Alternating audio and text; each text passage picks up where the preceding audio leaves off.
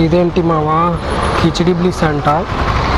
లొకేషన్లోనేమో inside retro drive in Madhapur అని చూపిస్తుంది. Cancel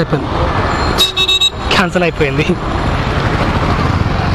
అమ్మ నేను అదే అప్పటి నుండి అనుకుంటున్నా, ఈ సర్కిల్లో అప్పటి నుండి తిరుగుతున్నా, నాకు ఎక్కడ రెస్టారెంట్ కనిపిస్తలేదు.